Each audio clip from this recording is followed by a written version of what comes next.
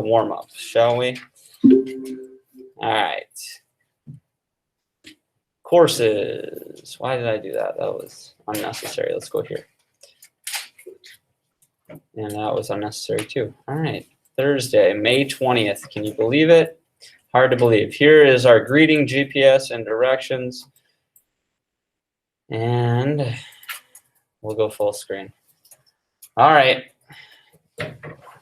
What's our national day today?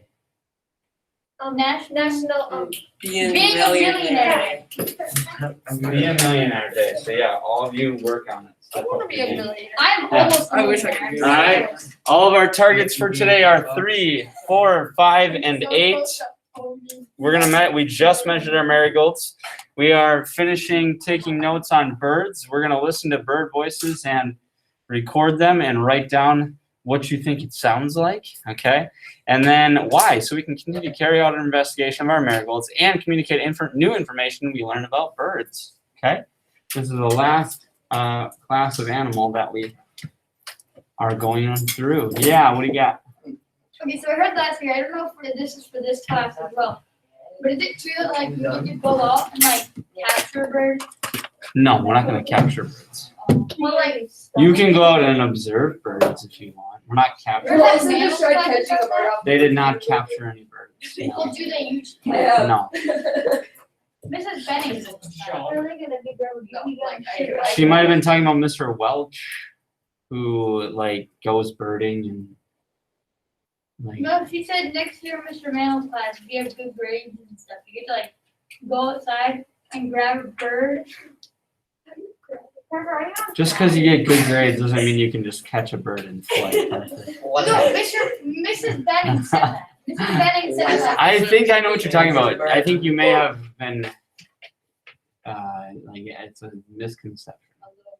If what Mr. Mantle has done in the past is he's taken some of his very high-end students who have gotten 3s the whole year, who have been fantastic in class, really interested in life science, and he has allowed them to go with Mr. Welch, who was a teacher here before. Yeah. He taught here for like probably 30 years. He was not my 7th grade science teacher, but he was a 7th grade science teacher when I was here. I was in the other house. This is back when they had houses. We had purple house and white house because that was our school colors. But what happened,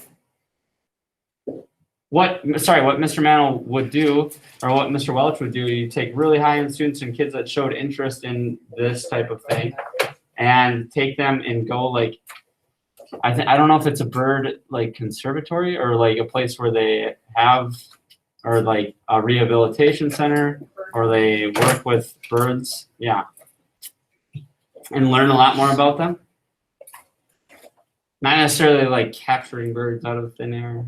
Well, he said like you grab like a bird by the tail, and you had to be really quiet, so that if you like you don't get a heart attack. Mrs. Benning said that? Mrs. Benning told us this. Okay, I'll go talk to her about that and see what she meant. I remember her saying something about it last year. I don't. He I said did. We're gonna catch a bird. Go try to sneak up on a rabbit and catch it. Go ahead, Ryan. What's up? You'd have to. I was gonna say, I remember when we were like back in like 5th or 6th grade. We Yes. were down instead of going down like the straight hallway, you'd like take a left and then that grade. I think that's 5th and 6th. But Yeah. I remember when someone came in and they had an owl. Sweet. Oh yeah. Or, Yeah, I remember that. Yeah, they Okay. came in. Like a bunch of kids from like separate classes came in. We got off of like our class for like 45 minutes and half an hour. Okay. Well, I mean, you never know, we might be able to catch a bird. I remember My that. being That a was little awesome. princess while we're at it. It's like shot kangaroo. Yep. All right, we are moving on. That went off the rails. Okay, that went off the rails. When you've recorded your marigolds data, you're successful. Again, you can find a way to transport those home. That would be great. And when you know the characteristics of birds, which we had a good start on, click here for the warm up. Thursday, May 20th, 3, oops, wait, hold on.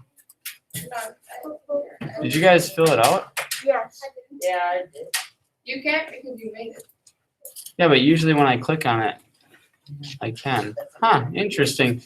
3, 4, 5, and 8. Birds are ectothermic, mesothermic, endothermic, or pliothermic. What do you got, Ava? Endothermic, that means warm-blooded. Very good. Birds' hearts have how many chambers, James?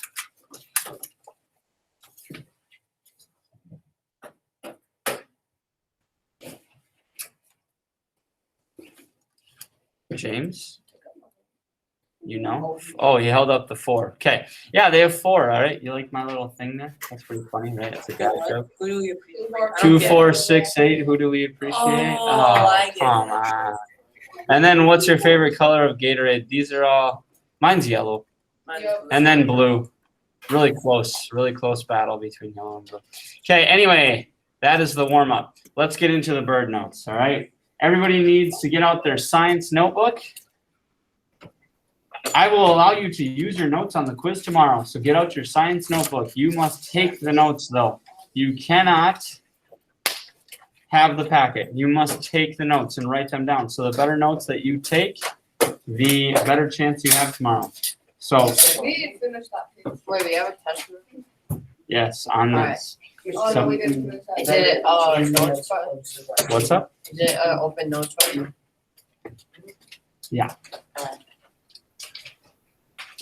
All right. So this is the second page of those notes. All right.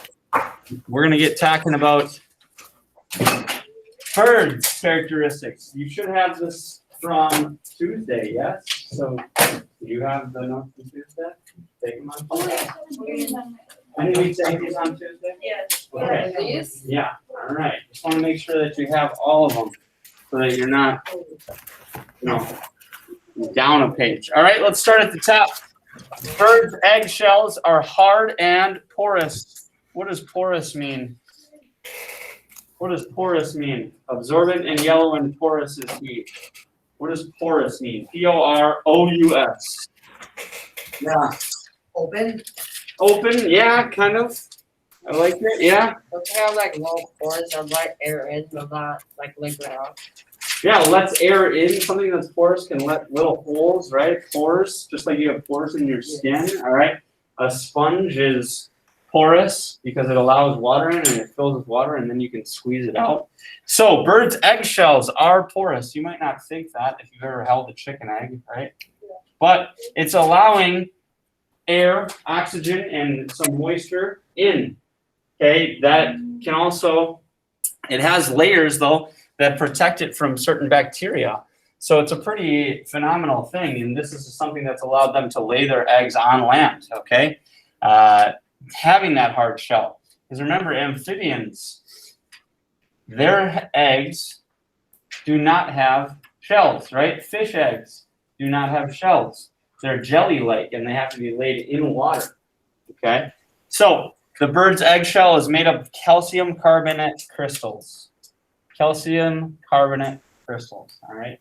And I'm sure all of you have held a chicken egg at least before, right? You know what that feels like. Okay. It's protective, but, if you apply too much pressure to it, it's going to crack. Okay? So that's the beauty of the egg, is it allows the things in that the embryo needs, that the baby bird needs, but it also keeps out things that it doesn't. And it's just one of the adaptations that's developed over years and years and years. Okay, this one, kind of a obvious one, right? No surprise here. Birds are the only animal class with feathers. Only animal class with feathers. Very unique thing, right? We looked at, well, from your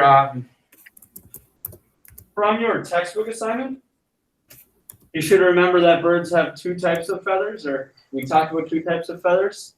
Anyone know the 2 types of feathers that were talked about in the textbook assignment yesterday? Oh. Anybody remember the 2 types of feathers from the textbook assignment yesterday? What do you got, Julia? Student of the week, Julia.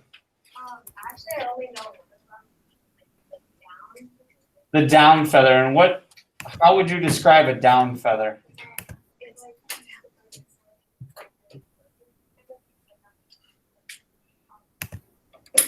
it's more close to their body. Love it. That was a very good description. The down feather, much more close to their body, fuzzy, right? Smaller, usually, keeps the bird warm and insulated, okay? Does anyone have like a down pillow, goose down pillow? No? A pillow with feathers in it? Okay. I did. Okay. I Down feathers are much more soft. So like a baby bird would have more down feathers before like a chick, right? A chick from a chicken, baby chick or baby ducks have more of these down feathers that keep them warm and insulated. They don't have the oh, sorry, I just gave away the second one. The second type of feather is the contour feather, longer with the shaft and the barbs, right? The shaft and the barbs, and those are more streamlined and help with aerodynamics and flight. Yeah? Everybody did the textbook assignment, so you should be saying, yeah, I'm nodding right now. Yeah, I did the textbook assignment because I have a quiz coming up on that. It will be 8 questions long. It's going to be a free 3 if I actually do my textbook assignments. Yeah? Yeah? Yeah? Okay, that's it. Everyone's doing a nod, right? Because they don't want an NE to end the year. Right? Everyone's doing a nod. Yeah, we did that. Okay, I'm just saying, hey, this is your warning, right? This is your warning. It's an easy 3. All right? Birds do not have scales on their body, but they have scales on their legs and their toes. And let's see. Let's just take a look at them.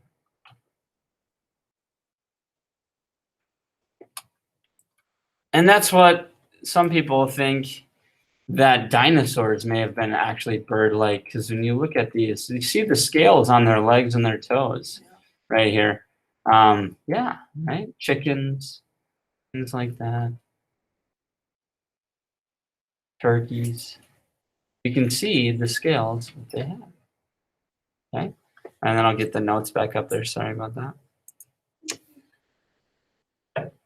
Only on their legs and toes. Now, remember, this is in flashcard format, so if you'd like to make flashcards out of these, you got the bold and the not bold, and one can go on one side, one can go on the other. All right? Now, instead of teeth, this says and bird. It should say a bird.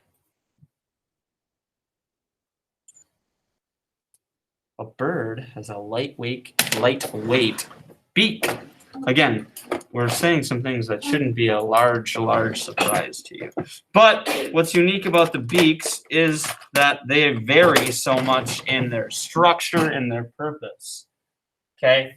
And what I mean by that is, well, think about an eagle's beak. Compare that to like a robin's beak. What's the difference in those beaks?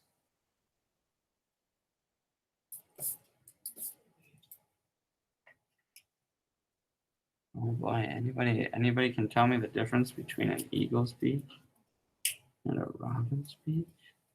I think you probably all can. You've probably all seen an eagle before, or a falcon. Yeah, Ryan? Don't eagles have more of a curved beak? Yeah, they do. What's the curved beak going to be for? Curved, sharp beak. Zach, thank you for raising your hand. Yeah. What's that for? Ripping apart meat, yeah.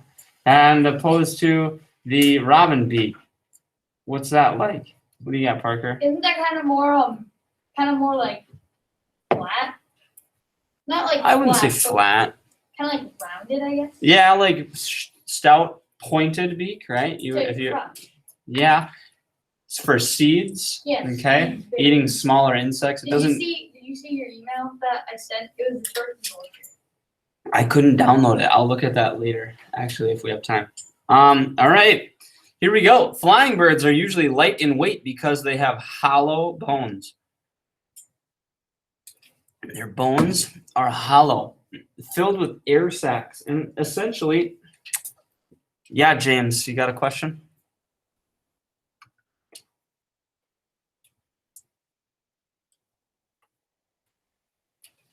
My friend? No? Okay, cool. So the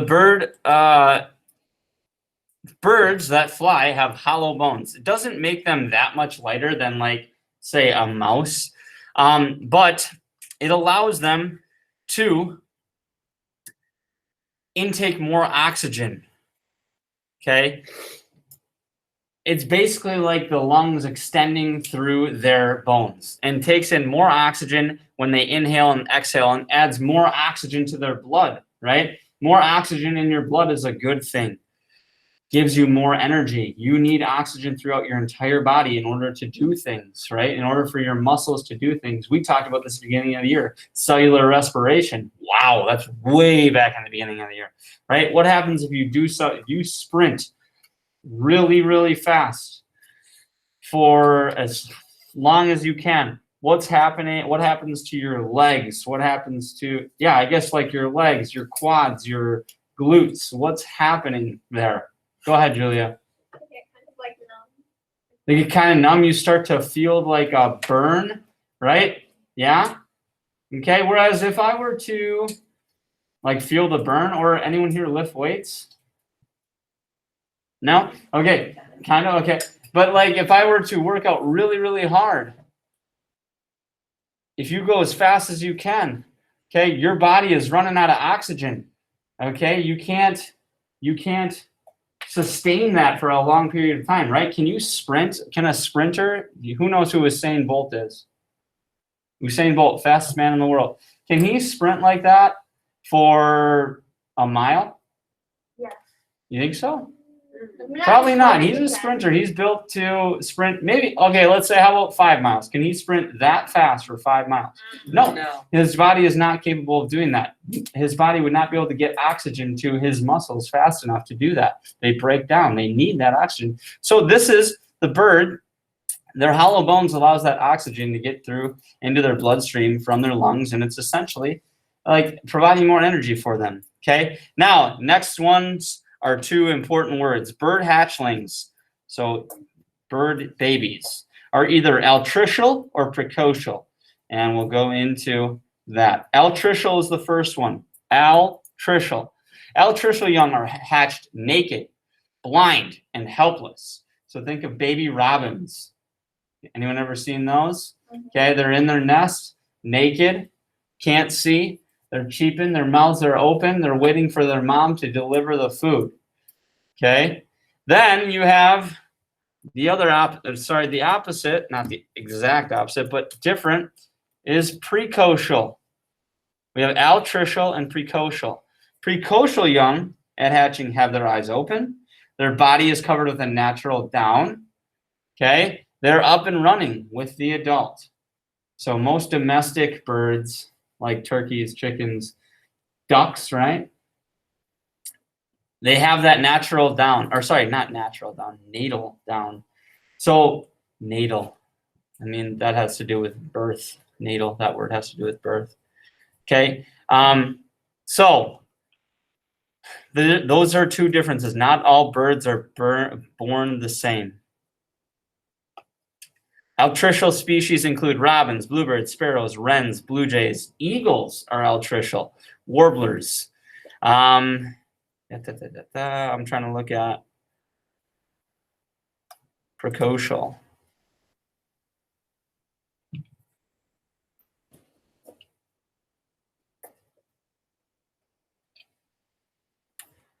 Precocial can leave the nest within a day or 2 after hatching.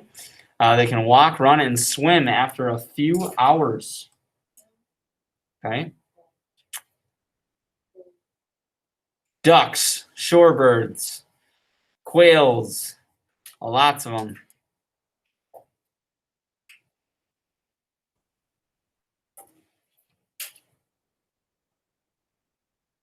Okay, next. And this goes into kind of with the hollow bones, all right? Most birds' bodies are light in weight because they have an extensive network of air sacs in them. Okay, the air sacs, instead of dense body, allows them to have that lightness about them. And why is that important? Because a lot of birds fly. They need that.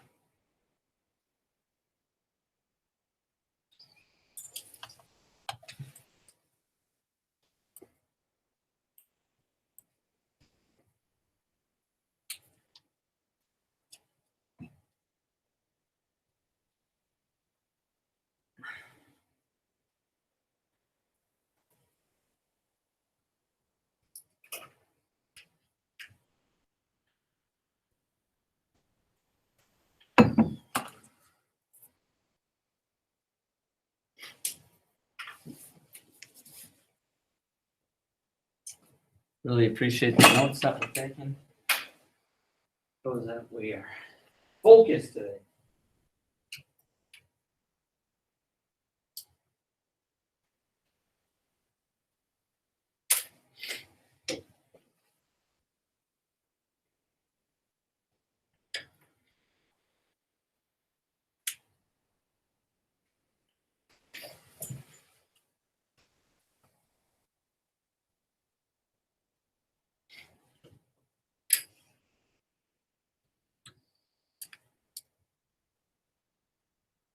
If anyone sees a huge stack of bird notes, just let me know. Because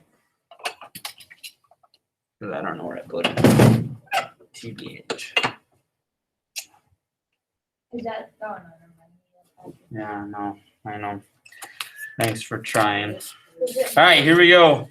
Now let's get into bird brains. So maybe you've heard that.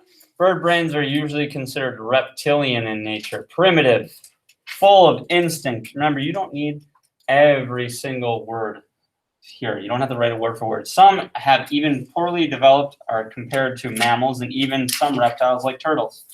But an important part that's in bold here, some. No, I looked everywhere. I'll double check again. But some of them, such as parrots, right? Anyone here have a parrot? Used to? Could it speak? I know Mrs. Binning does. Does she? Cool. All right, some of them, such as parrots and ravens or crows, are highly intelligent for birds. And I have a short video that I think is too cool not to show. So it's a crow showing its intelligence. In a little bit. And then that leads into the next one. Many birds have a poor sense of smell, except vultures, ravens, and crows. Now, we talked about the vultures, how they can smell carrion or dead animals from, I don't even know how long, far away, but very far away. And that's why you can see them circling very high in the sky, and they can zone in on it like nothing.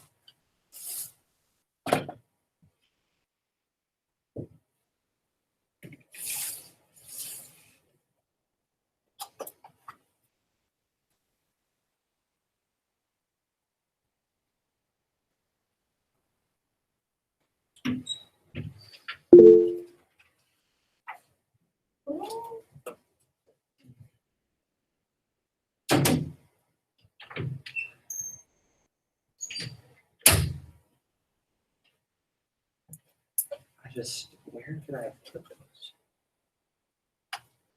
Got someone in the chat.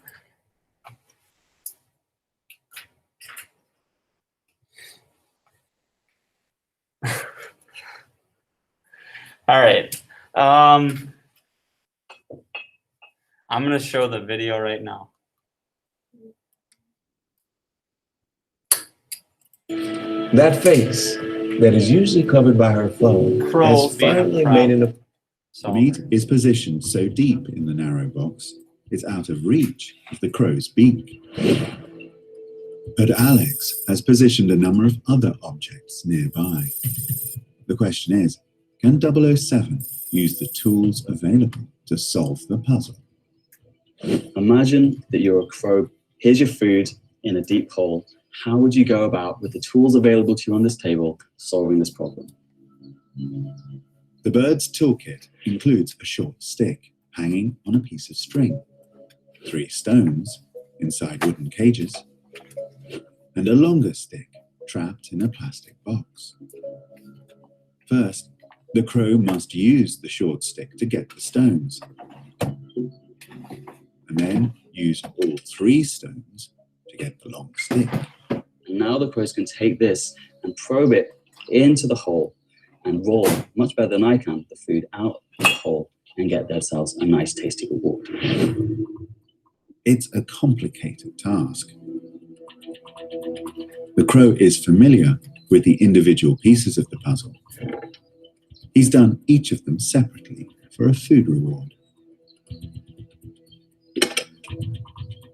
But this is the first time he's seen them arranged like this. 8 separate stages that must be completed in a particular order if the puzzle is to be solved. If the bird succeeds, it'll be a world first.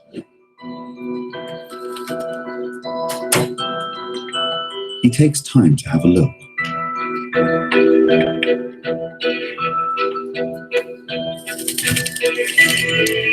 And then starts with the short stick.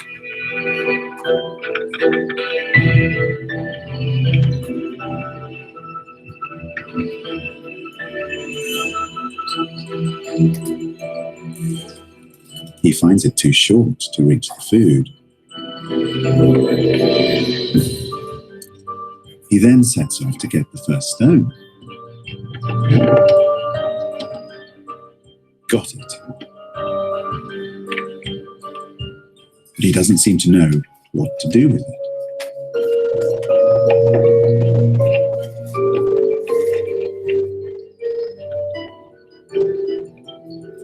And another.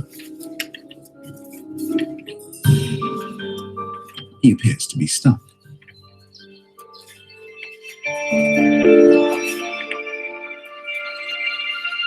But now something seems to click. He dispatches the first stone.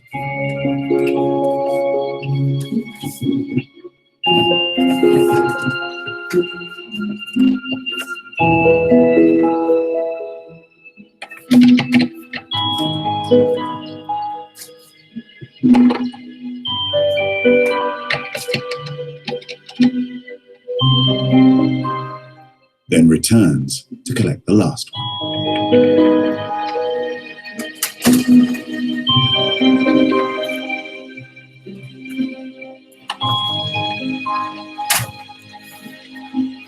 Got it. The final stage.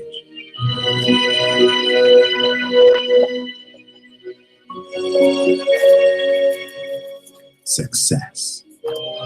8 individual stages complete. The crow performed all 8 tasks in the correct order. There you have it. Just goes to show you that bird, when someone says bird brain, You're smart. yeah, maybe they mean you're smart. Okay, so let's talk about the colors. They can see a wide range of colors, most of them. And some can even see the ultraviolet range well beyond human sight. Okay, so well beyond what you can see.